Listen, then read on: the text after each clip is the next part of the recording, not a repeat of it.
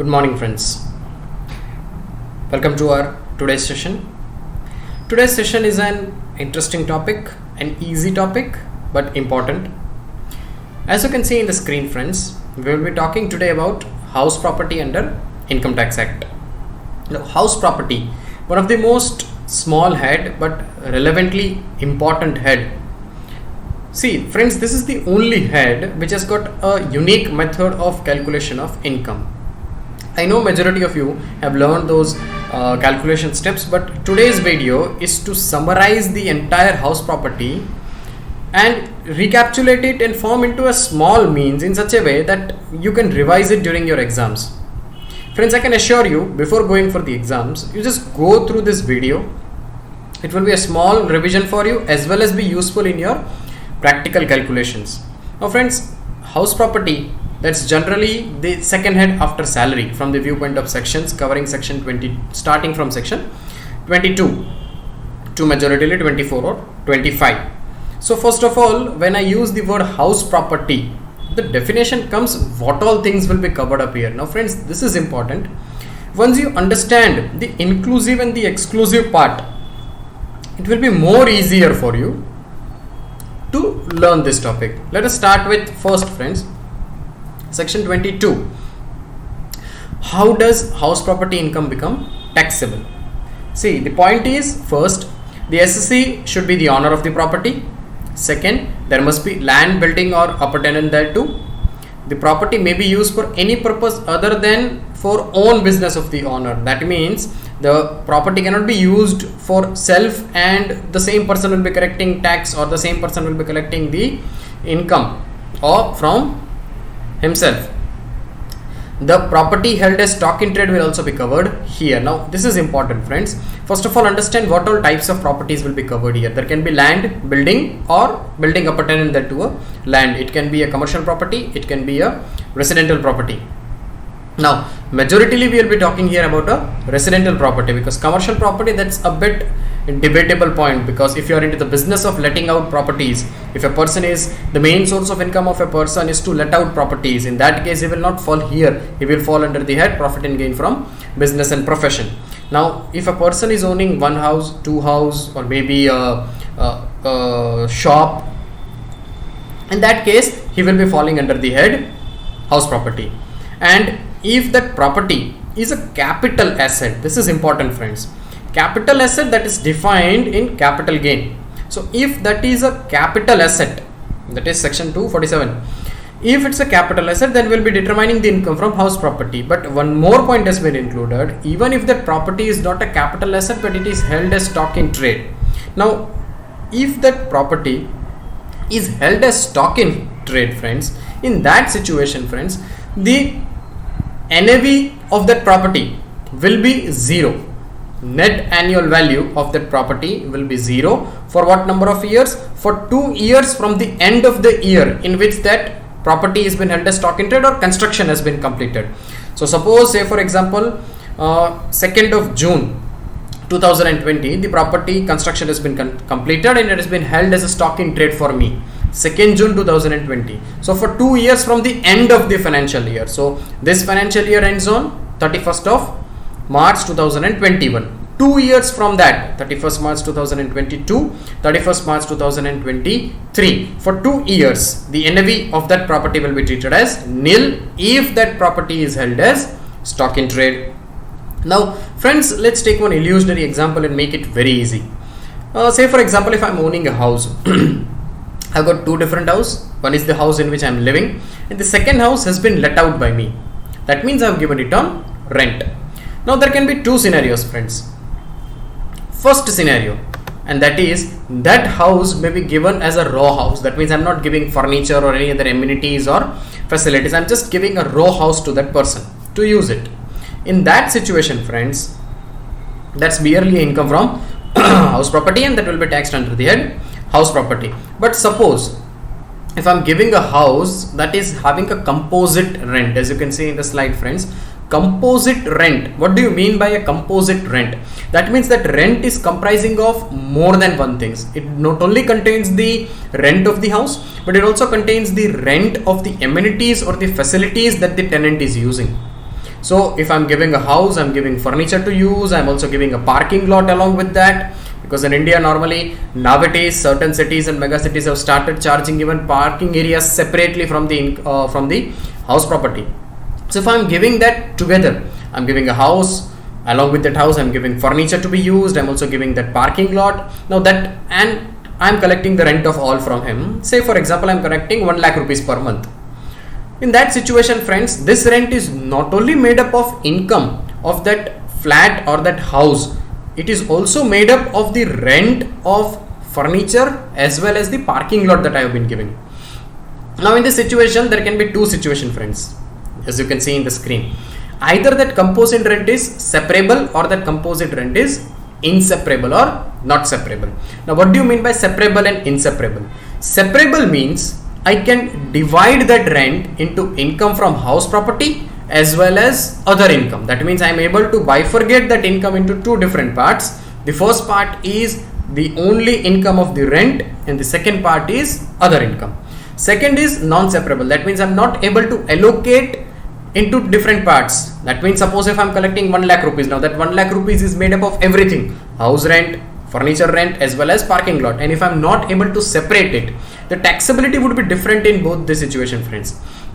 If that rent is separable, then you will divide it into two parts. The first part is income that you are receiving from the let out portion of that house will be taxed under the head house property, and rest of the income would either fall under PGBP or IFOS as the case may be. That means rent of furniture or rent of that vacant parking lot will be taxed under the head PGBP or IFOS. But however, if they both are not separable, friends, that means there is a composite rent together and it is an inseparable portion, 1 lakh rupees including house rent as well as parking lot area as well as furniture. Everything is bundled up and those bundled cannot be separated. In that situation, friends, that income will not fall under the head house property, but it will fall under the head either PGBP or income from other source as the case may be.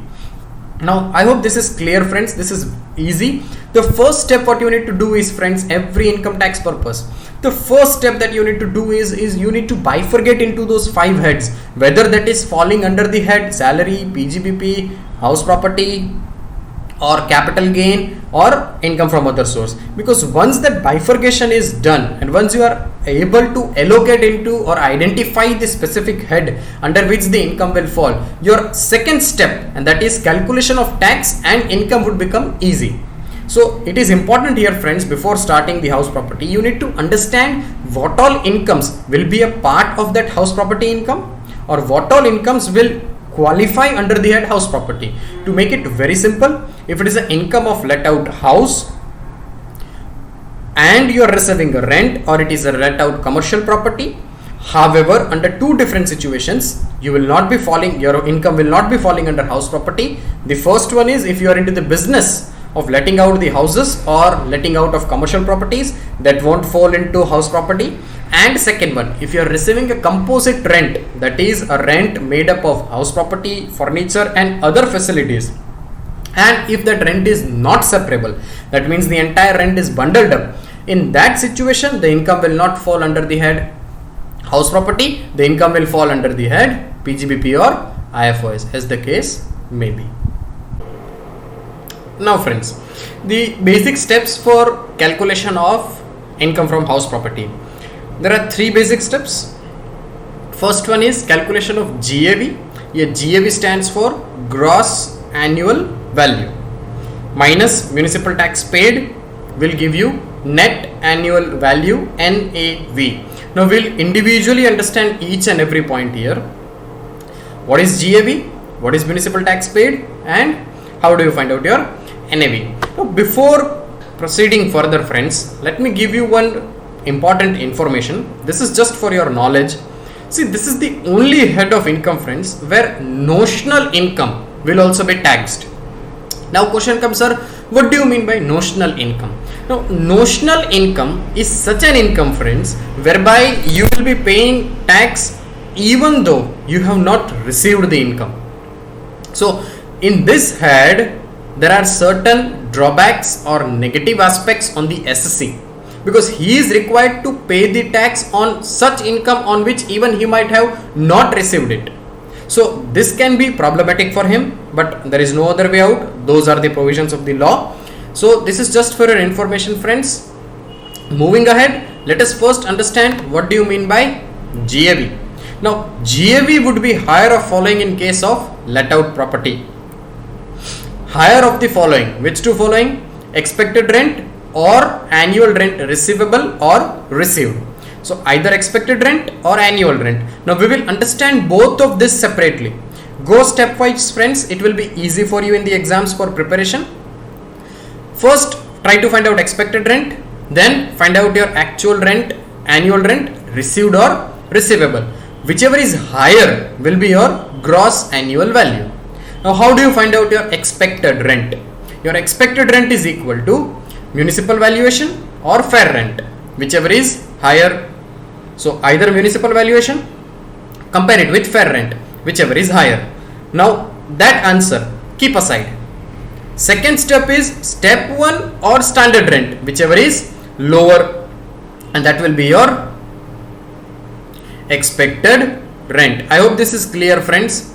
This is easy because you are just municipal valuation or fair rent, both will be given to you in the exams, and they won't be telling you to find out separately. They will give you municipal valuation or fair rent, both. Now what do you mean by municipal valuation? The expected value that has been determined by the government, probably on the basis of the area or on the basis where you are letting out the property. There are certain standards which are being fixed by the government regarding the minimum rent that you can collect. And second one is fair rent, the actual rent which is defined by the market. Now find out municipal valuation, or sorry, they will give you municipal valuation and fair rent. Just find out whichever is higher, compare it with standard rent, whichever is lower, and that will be your expected rent. But this is only expected rent, friends. We are supposed to find out two things: expected rent, annual rent received or receivable. How do you find out your expected rent? Expected rent is equal to municipal valuation or fair rent, whichever is higher, compare it with standard rent, whichever is lower. So you will get expected rent. Keep it aside. Now find out your annual rent received or receivable. This is easy, friends. Now what is your annual rent received or receivable? That is the amount that you charge from your tenant in the form of rent. So say for example, let's take one illusionary example. I have a property which I have let out it to somebody, and I am collecting 10,000 rupees per month as a rent from him.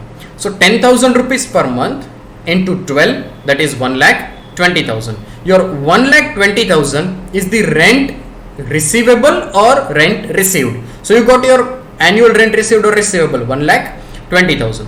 Now how do you find out your expected rent? Now say for example, the same property has a municipal value of 75,000 and a fair rent of 80,000.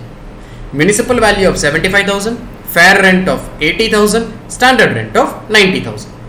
Municipal value 70,000, fair rent 80,000, standard rent 90,000. Now how do I find out? Step 1, municipal value or fair rent, that is 70,000 or 80,000, whichever is higher. So 80,000. Compare that 80,000 with standard rent, that is 90,000. So 80,000 or 90,000, whichever is lower. So 80,000. So our expected rent comes to 80,000. Now this expected rent is compared with annual rent received or receivable. Now what was your annual rent received or receivable? 10,000 into 12, that is 1,20,000. So 80,000 or 1,20,000, whichever is higher. So remember friends, we are going reverse here. Okay, you need to go reverse here. First you need to find out expected rent. Once you get that expected rent, find out your annual rent, and now compare expected rent and annual rent, and whichever is higher will be your GAV. Now second point, friends, will be of municipal tax paid. Now understand this municipal tax, friends, because municipal tax paid are actually allowed only if it is paid by the owner. That means if the owner has paid the municipal taxes, only then it will be allowed here. Suppose the tenant has paid municipal taxes, then that municipal tax paid by the tenant cannot be deducted from here. Second way around, municipal taxes have accrued. That means they have become payable. However, the same has not been paid by the owner. Even in that situation, the expected rent, the municipal taxes will not be allowed as deduction. That means, speaking in the terms of accounting terminology, your municipal taxes will be allowed only if they are actually paid. That means if you are paying it actually, only in that situation municipal taxes would be allowed. I hope this is clear, friends. GAV, 2 steps. Expected rent, there are 2 steps. Find out your expected rent, keep it aside. Find out your actual rent or receivable, keep it aside. Whichever is higher would be taxable or would be your GAV. From that GAV, you will be deducting municipal taxes paid. That municipal taxes must have been paid by the owner, and it is always allowed on payment basis. That means, suppose in the first year the owner has not paid the taxes, in the second year also the owner has not paid the taxes. No, so first year and second year, no deduction of property tax or municipal taxes will be allowed. In the third year, suppose if the owner pays the tax for all the 3 years, then in the third year the owner of the property would be beneficial to receive the municipal taxes of all the 3 years. I hope you are getting this clear. What do you mean by payment basis? In the year in which you are paying. That means if you are paying in the third year for all the 3 years, you will be eligible to claim for all the 3 years in the third year. So if your municipal tax is 10,000, first year 10,000, second year 10,000, third year. First year you have not paid, second year you have not paid. They have accrued but you have not paid. Then they won't be allowed as deduction when you are calculating the income from house property. But in the third year, you have paid all the 30,000. Then in the third year, your municipal taxes that are allowed as deduction would be 30,000. I hope this is getting clear, friends. Now that is your calculation of GAV, municipal taxes paid, and once you get these 2 things, GAV and municipal taxes paid, GAV minus municipal taxes paid will give you net annual value. So once you get an NAV, almost 50% of the task is done. Now question comes, sir, there can be 3-4 situations and scenarios practically speaking, friends. We will be talking that now. What can be the scenarios in case of properties being let out?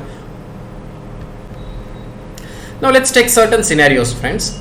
Let's assume there is a house. I am having 2 houses. In one house, I am living with my family. The second house has been let out by me to a tenant. So the house in which I am living is defined as self-occupied house, and the house that I have let out will be defined as the let out property. So in that situation, friends, I am having 2 incomes. Not 2 incomes, but I am having 2 houses. Income is from one house.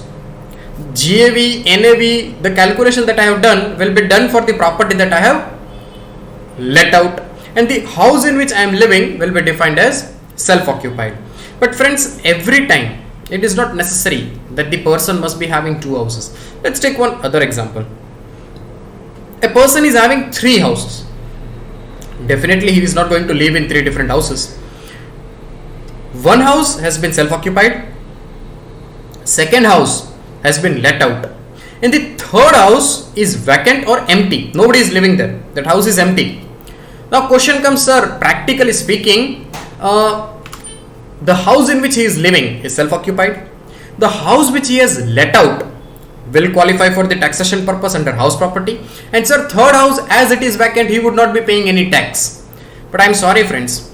I told you recently, this is the only head of income under which tax would be charged even on notional income. So what happens here? Government recently has given this advantage. It was in the recent finance bill a year or 2 years back. Previously what used to happen is income tax used to say that you can claim only one house as self-occupied house. The second house will be deemed let out. Now understand, friends, what do you mean by deemed let out? Let's take one example. I am having 2 houses. In the one house I am living with my family. In the second house is empty or vacant. I have not given that property on rent, or I am not able to find the tenant. I have not given it on rent. So what happens here is, friends, previously I am talking about the old provision. Income tax used to say that you can claim any house as your self-occupied house, but that should be only any one house. So it is not necessary. I can take the advantage of whichever house I want to take it as self-occupied. Now this was a provision previously, where even though I am living, say for example, in house A and house B is vacant, However, the value of house B is higher. It is quite higher. Now, government or the direct tax, income tax used to provide me an opportunity whereby I can claim any house as self-occupied because that second house is also vacant. So what I used to do, I used to take the advantage where I was at maximum. So this was the provision. Now with the amendment year or 2 year back, government has given you an advantage whereby you can claim maximum 2 houses as self-occupied. And if you are claiming those 2 houses as self-occupied, your GAV for 2 houses will be nil. That means your gross annual value would come to 0 for the house which is self-occupied. Now question comes, sir, if the property is self-occupied, what's the question of taxation? Taxation की बात ही कहाँ आई? जबकि वो property पे मैं खुद रह रहा हूँ, तो मैं टैक्स क्यों भरने जाऊंगा? So friends, your question is valid, but let me explain you this. एक एग्जाम्पल इसमें हम फर्दर बढ़ाते हैं कि मेरे पास 2 हाउसेस है. एक हाउस है जो मैंने लेट आउट कर दिया है, मैंने टेनेंट को दिया हुआ है, जहां से मुझे हर महीने रेंट मिल रहा है. Second house is self occupied by me where I am living with my family. Now assume friends कि जो मेरा घर है जहां पे मैं अपनी फैमिली के साथ रह रहा हूं, वो मैंने लोन पे लिया हुआ है. I have taken it on loan और मेरे इंस्टॉलमेंट्स अभी चल रहे हैं. I am paying the EMI to the bank, I am paying principal as well as interest to the bank. और जो अगर मैंने लेट आउट किया हुआ है फ्रेंड्स, वो जो हाउस है वहां से सिर्फ प्रॉपर्टी इनकम आ रही है. फिलहाल ऐसा अज्यूम कीजिए कि जो मेरी लेट आउट प्रॉपर्टी है उसमें कोई लोन नहीं चल रहा है. तो इन दिस सिचुएशन फ्रेंड्स, जो मेरा घर है जहां पे मैं अपनी फैमिली के साथ रह रहा हूं, उसकी GAV हो जाएगी 0. और ये सबसे पॉजिटिव पॉइंट है फ्रेंड्स, ये सबसे अच्छी बात है हाउस प्रॉपर्टी के हेड की. एक जगह पे जहां पे वो नोशनल इनकम को भी टैक्स कर रहा है, कैसे वो हम आगे देखेंगे.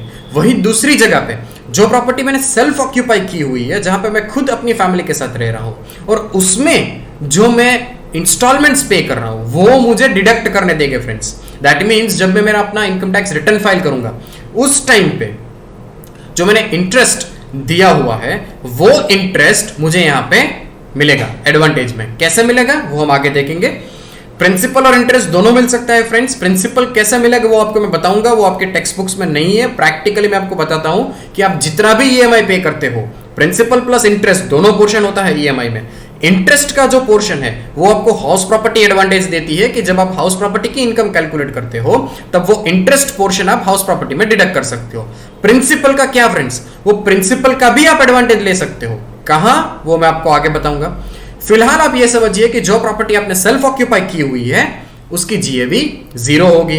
और उसके सिवाय आप कितनी प्रॉपर्टीज को सेल्फ ऑक्यूपाई कर सकते हो. मान लो कि आपके पास 15-20 प्रॉपर्टी है, तो हालांकि आप हाउस प्रॉपर्टी में नहीं आएंगे क्योंकि आपका फिर बिजनेस ही हो गया प्रॉपर्टी परचेस सेल करने का. लेकिन फिर भी अज्यूम कि आपके पास 15 प्रॉपर्टीज है, तो आप 15 प्रॉपर्टीज में से सारी प्रॉपर्टीज ऐसा नहीं बोल सकते कि सारी प्रॉपर्टी सेल्फ ऑक्यूपाइड है. हालांकि ऐसा हो सकता है कि उस 15 में से सिर्फ 5 प्रॉपर्टी लेट आउट है, एक में आप रह रहे हैं, और बाकी की 9 प्रॉपर्टीज है वो कोई है ही नहीं, एम्प्टी, नोबडी स्टेइंग.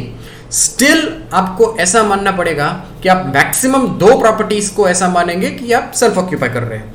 बाकी की जो 13 प्रॉपर्टीज है, 13 properties, it will be assumed that it is deemed let out. तो उसमें क्या होगा फ्रेंड्स, आपको 9 प्रॉपर्टी पे टैक्स भरना पड़ेगा, भले ही उसमें से रेंट इनकम नहीं आ रही है. I hope you are getting this clear friends. So this was that portion of self occupation. अब दूसरा पॉइंट हम कंसिडर करते हैं फ्रेंड्स. ऐसा भी हो सकता है कि आपने एक प्रॉपर्टी रेंट पे दी थी किसी को, अभी वो बंदे ने प्रॉपर्टी 6-8 महीने वो बंदे आपकी प्रॉपर्टी में रहा, उसने यूज किया और फिर उसने उसको वैकेंट कर दिया, मतलब खाली कर दिया. तो इस सिचुएशन में क्या होगा फ्रेंड्स, अज्यूम कीजिए कि वही एग्जांपल हम कंटिन्यू करते हैं कि मेरी एक प्रॉपर्टी है जो मैंने रेंट पे दी हुई है मिस्टर एक्स को. अभी मिस्टर एक्स ने क्या किया कि वो अप्रैल महीने से रहने आया और दिसंबर में उसने प्रॉपर्टी वैकेंट कर दी. मान लीजिए कि उसकी ट्रांसफर हो गई, वो एक सैलरीड एम्प्लॉय था, तो दिसंबर में वो बंदा प्रॉपर्टी खाली करके चला गया. तो टेक्निकली स्पीकिंग फ्रेंड्स, मैं property for the month of January, February and March से फॉर एग्जांपल रिमेन्ड वैकेंट, कि उस समय 3 महीने के लिए मुझे कोई टेनेंट मिला ही नहीं. तो actually friends, this is not illusionary. Actually मान लीजिए कि भाई चलो 9 महीने के लिए आपको रेंट मिला, 3 महीने के लिए रेंट मिला ही नहीं. अब फिर से हाउस प्रॉपर्टी में वो नोशनल वाला पॉइंट आएगा. As you can read here friends, it will be assumed that the property is let out for the whole year and hence expected rent will be calculated for the whole year. Now this is important. GAV में कितने steps थे friends? Expected rent और actual rent received और receivable. तो actual rent तो क्या हो जाएगा, 9 महीने का हो जाएगा, क्योंकि वो अप्रैल, मई, जून, जुलाई, अगस्त, सितंबर, अक्टूबर, नवंबर और दिसंबर 9 महीने तक रहा। 3 महीने तो कोई था ही नहीं, प्रॉपर्टी वैकेंट हो चुकी थी।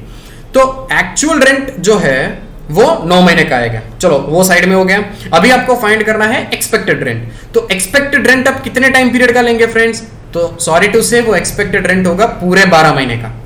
यहाँ पे फिर से आपको नोशनल हो जाएगा कि भाई सर प्रॉपर्टी ही मैंने 9 महीने के लिए भाड़े पे दी थी, तो फिर मैं एक्सपेक्टेड रेंट कैसे कैलकुलेट करूं 9 महीने के लिए, और एक्सपेक्टेड रेंट में कैसे कैलकुलेट करूं 12 महीने के लिए। But I am sorry friends, your expected rent will be calculated for 12 months, against that your actual rent received or receivable will only be for 9 months.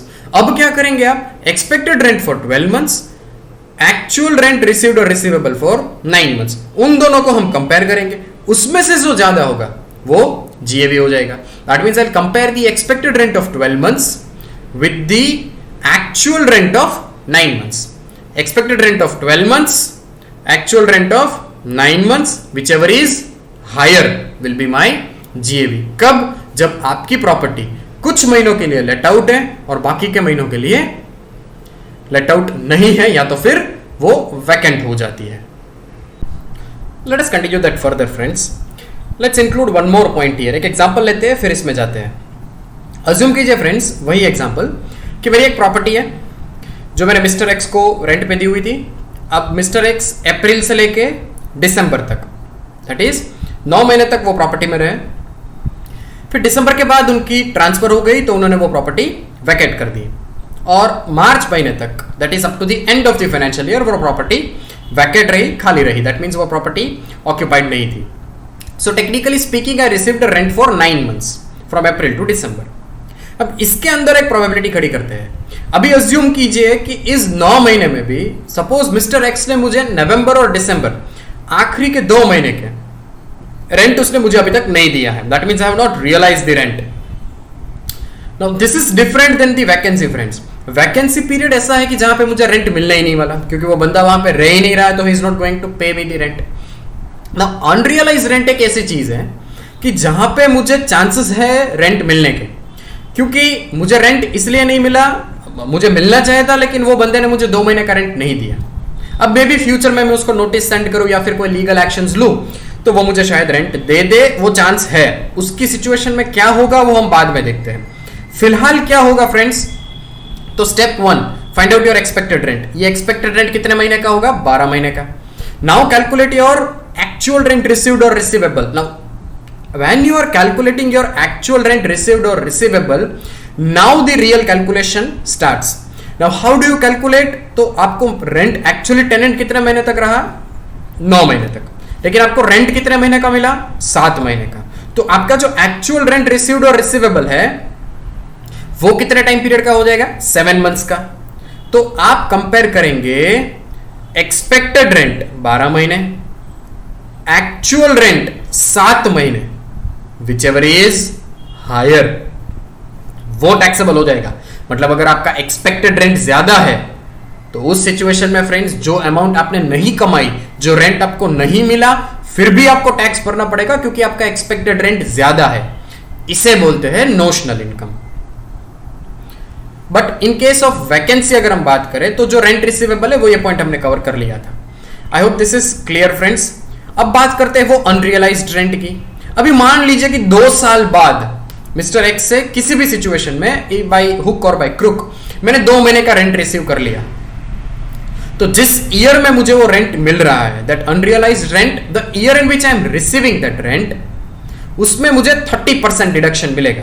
मतलब अगर वो 2 महीने का रेंट हो रहा है 30,000 रुपए, तो वो 30,000 कब टैक्स होंगे? तो जब मुझे वो मिल रहे हैं, जिस ईयर में मुझे मिल रहे हैं उस ईयर में टैक्स होंगे, और उसमें से एक डिडक्शन मुझे मिलेगा, और वो डिडक्शन है 30% of GA. Now let us understand friends the calculation of income from house property. The steps involved in calculation of income. Your first step is GAV. We have already discussed that. Less municipal taxes paid, that is on actual payment basis, we have as discussed earlier. And the last one is 2 deductions are allowed. First is 30% of NAV and second one is interest under section 24B. Now understand this friends. First is 30% of NAV. Now let's take one example. Assume I'm having a property which I have let out to Mr. X and I am receiving the rental income from Mr. X. Now what would I do? That income is taxable for me under the head income from house property. Now suppose after receiving the rent I am incurring certain expenses like repairs, renovations or corrections, modifications, redevelopment in my house that I have left out or I have let out. So I would be getting a question that as I am receiving an income, against that I am incurring an expense behind the same property which I have let out. Can I set off those expenses against the rent income that I am receiving? So if I am receiving rent income, against that I am incurring certain types of expenses. So can I set off those expenses? And the answer is no. What does house property head say? It allows one advantage to the SSC. If you are having an income from house property, they will allow you a standard deduction of 30% of NAV. Just like there was a standard deduction of 40,000 oblique 50,000 in salary, here there is a standard deduction of 30% of NAV. So if your NAV comes to say for example rupees 1 lakh, flat I will deduct 30%. You will get a question, sir, suppose if I have not done any renovation or repairs during previous year, will I get the advantage of 30% of NAV? And your answer is yes. Still you will get an advantage. This is a statute deduction that you are allowed. By default, whatever is your NAV, deduct 30% in the form of NAV. 30% of NAV. So this is good, friends. This is helpful even if you have not incurred. And the second one is interest. Now this is what the main point of deduction is. Interest. Now question comes, sir, which interest? Suppose if I borrowed that loan or I borrowed a loan for that house property, which either I am using it for my own purpose or I might be using it for let out purpose. Either I am using it as self-occupied or I am using it as let out. Now understand, friends, in both this situation, the loan that I have taken, I am paying an EMI, and EMI consists of principal and interest. Interest amount that you are paying, remember friends, note the total installment. Out of the total installment, the interest amount that you are paying will be allowed as deduction under section 24B. Now how do you get that interest amount? You need to ask for that bank to give you an interest certificate. There is one more provision in the house property for your knowledge. Suppose I have not borrowed a loan, but I have asked my builder to convert the amount into a loan. That means I am not borrowing that amount from NBFC or a bank, but I am asking my builder or the seller to convert the amount that I need to pay to him into loan, and I will be paying him installment. Even in that situation, the interest that I am paying it to the seller or the builder will be allowed as deduction here. Now in what manner, how it is allowed? Let us understand the same. Interest under section 24B. Now interest can be paid for two things. Either that property is self-occupied or that property is let out. Now if that property is self-occupied, understand friends here, the maximum interest allowed is 2 lakh. That means if you are using any property as self-occupied, what was your GAV if you are using a self-occupied property? In case of self-occupied property, your GAV was nil, 0. Then you will get a question, sir, that sir, GAV 0 minus municipal tax paid. No, not your GAV 0, your NAV is 0. So if your NAV is nil, municipal tax deduction no koi question nahi, there is no question of deduction of municipal tax, your NAV is nil. Now from that NAV, there are no chance of 30% of deduction of NAV because there is no NAV. Then you will get only one deduction, and that is interest that you have paid on borrowed capital. Now assume that you have paid an interest of 1,50,000 to the bank. So what will be your calculation of house property income? You will get GAV 0, NAV 0. 30% of deduction is also not allowed. So 0, 0, 0. Less interest is 1,50,000. So automatically your income from house property will be negative. It will be a loss. Sir, is this permitted? And the answer is yes. So if your house property is self-occupied and if you are paying interest on the amount borrowed, there can be loss.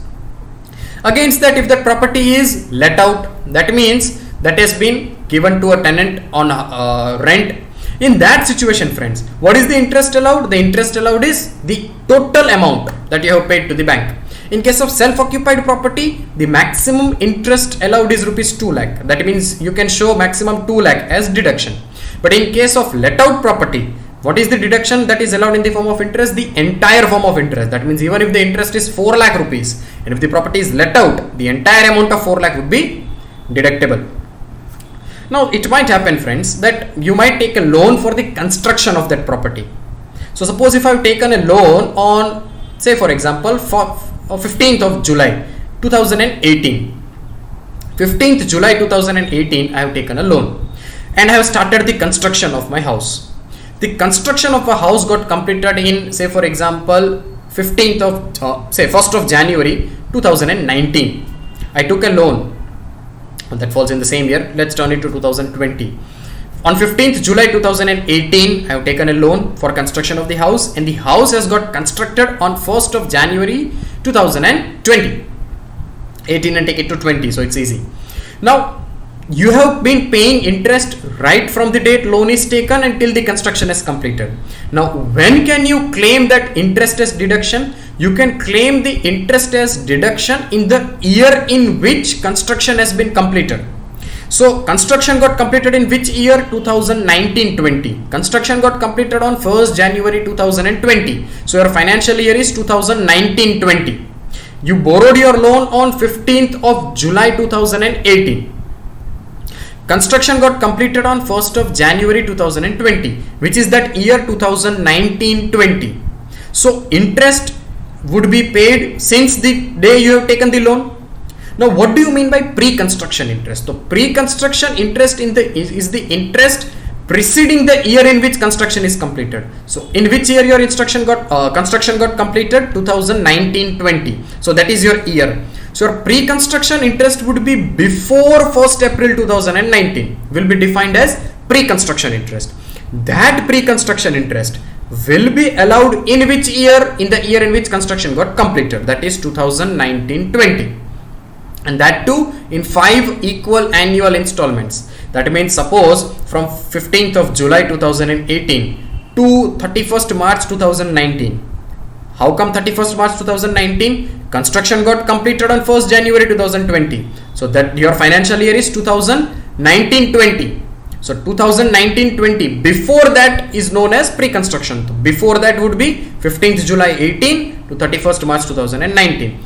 जितना भी interest आपने इस period में पे किया है from 15th July 2018 to 31st March 2019 is known as pre-construction interest. This will be allowed in which year? From the year 1920. 1/5, 1/5, 1/5. 1920 1/5, 2021 1/5, 2122 1/5. तो question आएगा, sir what about the interest that you have paid till 1st January from 1st April 19? तो this interest will be divided into 2 parts. जब से आपने loan ली 15th July 2018 to 31st March 2019, ये हो गया आपका प्री कंस्ट्रक्शन इंटरेस्ट. और 1st April 2019 से 31st December 2019 या 1st January 2020, ये जो पीरियड हो गया, ये पीरियड आपका एक्चुअल इंटरेस्ट है और वो इंटरेस्ट आपको 2019-20 में कंप्लीट मिल जाएगा. I hope this is getting clear. From 15th July 18 to 31st March 19 वो प्री कंस्ट्रक्शन है. 1/5, 1/5, 1/5. कब से 1/5? 1920 से. और जो 1st April 19 से 31st December 20 तक का था, वो आपको मिल जाएगा एज करंट ईयर 1920 में पूरा. 1/5 नहीं, पूरा मिल जाएगा. और ये जो इंटरेस्ट आपको अलाउ होता है फ्रेंड्स, वो अक्रूवल बेसिस पे अलाउ होता है. मतलब अगर आपने पे नहीं किया है बैंक को, आपका ओवरड्यू हो गया इंटरेस्ट, फिर भी आपको अलाउ होगा, क्योंकि वो अक्रूवल बेसिस पे होता है. थ्रू द ईयर जितना भी इंटरेस्ट है वो आपको पूरा अलाउ होगा. कंडीशन एक है कि आपका कंस्ट्रक्शन 5 साल में कंप्लीट हो जाना चाहिए. जब से आपने लोन ली है तब से 5 साल में कंप्लीट हो जाना चाहिए. अब फ्रेंड्स ये थोड़ा ओल्डर प्रोविजन है, लेकिन इसको समझ लेते हैं कि अगर आपने कोई लोन ली हुई है प्रायर टू 1/4/1999, मतलब आपने 1st April 1999 पहले से कोई लोन ली हुई है, उससे पहले आपने जो लोन ली हुई है वो अगर आपने कंस्ट्रक्शन, रिनोवेशन, रिपेयर या रीडेवलपमेंट किसी भी पर्पस के लिए ली है, चाहे आपने वो कंस्ट्रक्शन के लिए ली हो या फिर रिपेयर्स के लिए ली हो या रीडेवलपमेंट के लिए ली हो, आपको मैक्सिमम कितना अलाउ होगा? 30,000। हाउएवर, अगर आपने वही लोन आफ्टर 1/4/1999 ली है और अगर आपने रिपेयर्स के लिए ली है तो आपको मैक्सिमम कितना अलाउ होगा? 30,000। तो इसका मतलब ये क्या हुआ कि अगर आपने कोई लोन कंस्ट्रक्शन, रिनोवेशन, रीडेवलपमेंट के लिए ली है बिफोर 1999, तो वो कंस्ट्रक्शन के लिए हो, रिपेयर्स के लिए हो, रीडेवलपमेंट के लिए हो, मैक्सिमम आपको कितना मिलेगा? 30,000। अगर आपने 1/4/99 के बाद कोई लोन ली हुई है, अगर वो कंस्ट्रक्शन के लिए है, तो कंस्ट्रक्शन के लिए आपको कितना डिडक्ट मिलेगा वो हमने प्रीवियस स्लाइड में देख लिया। कितना होगा? सेल्फ ऑक्यूपाइड है तो 2 लाख, सेल्फ ऑक्यूपाइड नहीं है, लेट आउट है तो फिर पूरा इंटरेस्ट आपको मिल जाएगा, अगर वो लोन 99 के बाद है तो। लेकिन अगर 99 के बाद अपने रिपेयर्स के लिए कोई लोन ली है तो वो मैक्सिमम आपको कितना मिलेगा? 30,000। Be careful friends. अच्छा, एक बात आप समझ लीजिए, आप 2,30,000 का फायदा नहीं ले सकते कि सर अगर मैंने 99 पहले से कोई लोन ली हुई है और 99 के बाद भी है, दोनों मिला के आपको मैक्सिमम मिलेगा जितना यहां पे दिया हुआ है। So understand this simple way में, 99 से पहले की लोन है, रिकंस्ट्रक्शन, रीडेवलपमेंट हो या फिर कंस्ट्रक्शन हो, 30,000। उसके बाद की है कंस्ट्रक्शन के लिए 2 लाख, सेल्फ ऑक्यूपाइड हो तो, लेट आउट हो तो फिर पूरा मिलेगा, रिपेयर्स के लिए आपको मिलेगा 30,000। Now friends, this was the maximum point that I tried to cover. ये हाउस प्रॉपर्टी है, इसमें से आप प्रैक्टिकल्स गो थ्रू कीजिए, इंस्टीट्यूट के मॉड्यूल्स में से कीजिए, अपने किसी भी रेफरेंस मटेरियल में से कीजिए। ये पूरा थियोरेटिकल पोर्शन जो मैंने आपको समझाया है वो एक बार आप रिफर कर लीजिएगा, उसके बाद आप हाउस प्रॉपर्टी स्टार्ट कीजिए। आप डायरेक्ट सम में जंप ओवर कर सकते हैं, आपको थियोरेटिकल पोर्शन देखने की ज़रूरत नहीं है। हाँ, एक छोटा सा पॉइंट है जो कवर करना रह गया था, वो मैं आपको बता दूं कि भाई ऐसा हो सकता है कि भाई एक घर है, उसके 2 पार्ट्स हैं। ग्राउंड फ्लोर पे ऑनर खुद रह रहे हैं और जो उसका अपर टेनेंट है, मतलब फर्स्ट फ्लोर है, वहाँ पे उन्होंने उसको लेट आउट किया हुआ है। So ground floor is occupied by the owner and the first floor has been let out on rent. तो in this situation, how will be the income of house property? So friends, in this situation, the ground floor will be deemed as self-occupied and the first floor will be deemed as let out. Municipal valuation will be divided into 2 parts, assuming both the parts are equal, 50-50. fair rent 50-50, standard rent 50-50. Actual rent वो तो सिर्फ first floor का होगा क्योंकि वही है। तो आपकी 2 हेड्स हो जाएंगी, 50% self occupied, 50% let out. Municipal valuation के 2 पार्ट, फेयर रेंट के 2 पार्ट, स्टैंडर्ड रेंट के 2 पार्ट और एक्चुअल रेंट जो दिया हुआ है वो। I hope this is clear. In case single house is divided into 2 parts और if you are having more than 1 houses, वो हमने ऑलरेडी कवर कर लिया हुआ है। In case if you are having further any questions, friends, I have given you my contact number. You can contact me individually. You can email me your doubts.